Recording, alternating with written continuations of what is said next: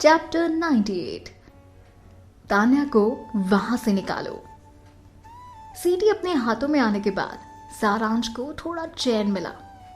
न जाने उसने कितने पापड़ बेले थे इस सीडी को आशीष गुप्ता से वापस लेने में, पर हाँ, वो ये जानता था कि उसके सारे एफर्ट एक मकसद के लिए हो रहे हैं।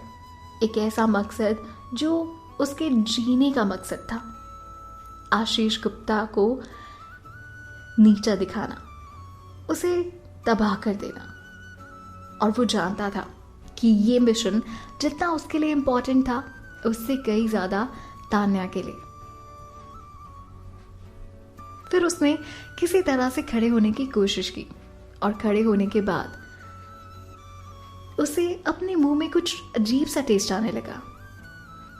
ये खून उसके मसूड़ों से आ रहा था क्योंकि उसने गुस्से में अपने दांत कुछ ज्यादा ही पीस लिए थे।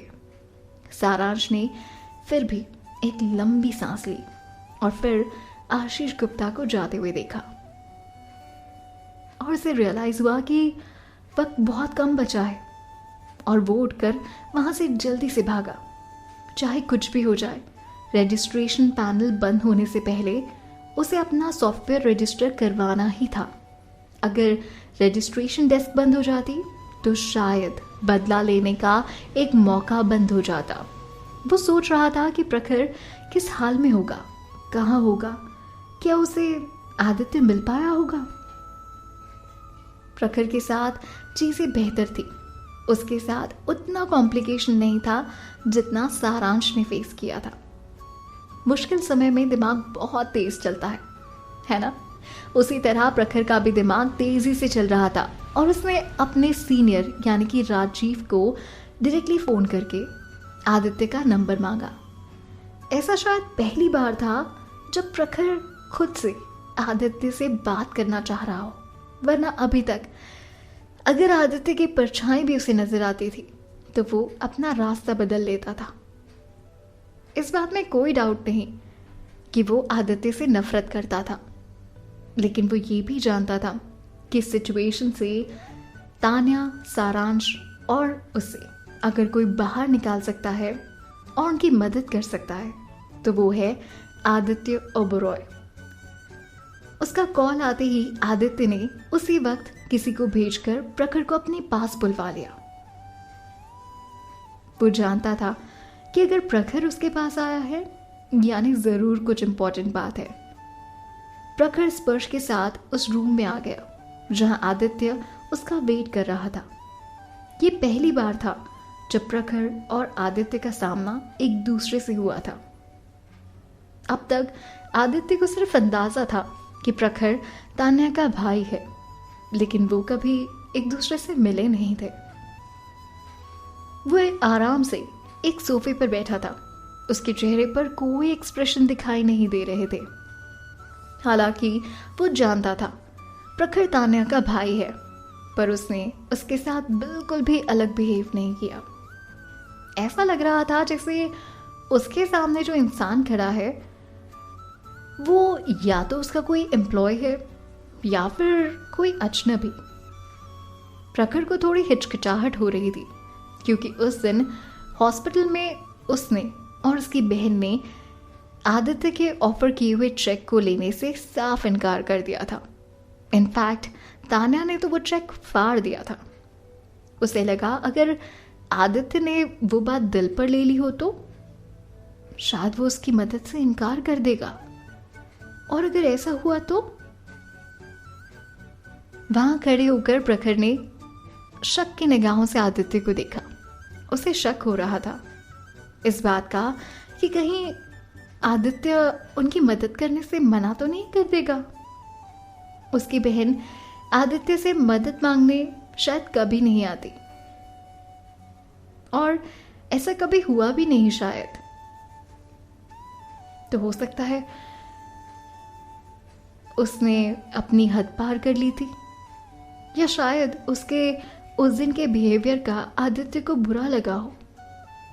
आफ्टर ऑल उनका डिवोर्स हो चुका था और उनकी मदद करने की आदित्य ने कभी कोई जिम्मेदारी नहीं उठाई थी। ना ही इस बारे में कभी कोई पहल की थी। और ये उसकी महानता थी कि बाकी लोगों की तरह वो उन लोगों के लिए कोई मुश्किल नहीं खड़ी कर रहा था। पर इन सबके लिए अब शायद बहुत देर हो चुकी थी। तभी आदित्य ने उससे पूछा, बोलो, ऐसा भी क्या इंपॉर्टेंट था जो तुम्हें राजीव के थ्रू मेरे पास आने की जरूरत पड़ी? प्रखर ने धीरे से उसे जवाब दिया, मिस्टर ओबरॉय, मैं जानता हूं कि मुझे आपको इस तरह शायद डिस्टर्ब नहीं करना चाहिए था, पर आई थिंक आप ही हैं जो इस वक्त मेरी बहन की मदद कर सकते हैं।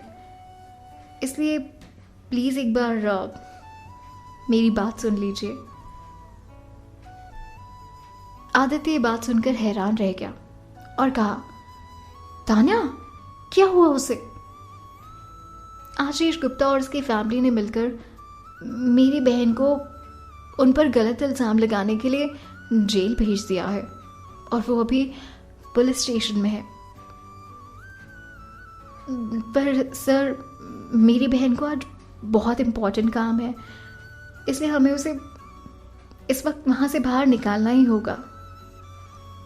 अनफॉर्चुनेटली हमारे पास उसे बाहर निकालने के लिए आप जैसा अप्रोच नहीं है।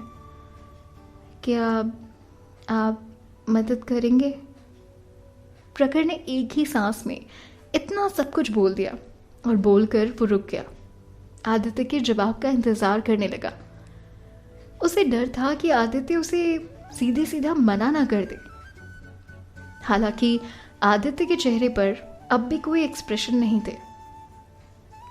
फिर उसने कुछ सोचा और कहा, क्या मेरी मदद मांगने के लिए तान्या ने खुद भेजा है तुम्हें?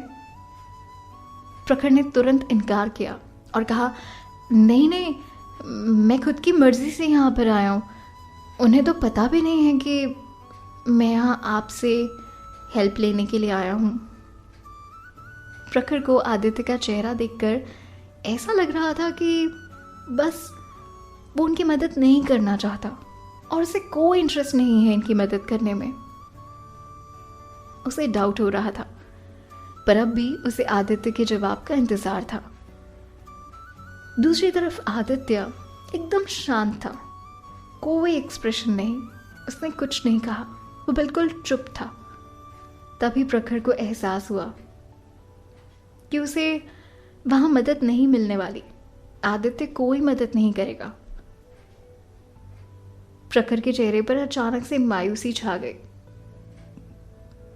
और वो मायूस हो गया, पर इससे कोई फर्क नहीं पड़ता था, क्योंकि आफ्टर ऑल उनकी मदद करने के लिए आदित्य की कोई जिम्मेदारी भी तो नहीं थी। तभी अचानक आदित्य ने उससे पूछा, हो गया तुम्हारा? प्रखर का मुंह तो मानो खुला का खुला ही रह गया। उसके मुंह से एक भी शब्द नहीं निकला। उसका दिल जैसे उसके सीने से बाहर निकलकर नीचे गिरने ही वाला था। तभी आदित्य ने उसे वहां से जाने के लिए कहा। आदित्य ने उसे और कुछ भी नहीं पूछा, इसलिए ऐसा लग रहा था जैसे वो इन सब में पढ़ना ही नहीं चाहता। ऑलरेडी तान्या ने उसे बहुत निराश कर रखा था। ये बात प्रखर बहुत अच्छे से जानता था और उसे लगा कि शायद यही एक रीज़न है जिसकी वजह से आदित्य उसकी मदद नहीं करना चाहता। प्रखर ने जाने से पहले उससे कहा, आई एम रियली सॉरी, मैंने शायद आपको डिस्टर्ब कर दिया, मुझे नहीं करना चाहिए था। उसे नहीं लग रहा था कि उसकी और भी ज़्यादा रिक्वेस्ट करने पर आदित्य को कोई फ़र्क पड़ने वाला था, पर अब उसकी बहन का क्या होगा, ये सवाल अब भी उसके लिए बहुत बड़ा था। ऐसा लग रहा था जैसे अब सब उसे ही करना था और सारांश को वो हैकिंग कंपटीशन संभालना था। उसे ये तो नहीं पता था कि उसके वहाँ जाने के बाद क्या हुआ, कैसे हुआ, और वो वहाँ से चला गया। आदित्य ने स्पर्श को ऑर्डर देते हुए कहा, स्पर्श, लॉयर अभिषेक वर्मा को बात करो, कॉल करो और उन्हें पुलिस स्टेशन लेकर जाओ। चाहे कुछ भी हो जाए, तान्या को वहां से बाहर निकालो, अभी के अभी। आ रही बात समझ में?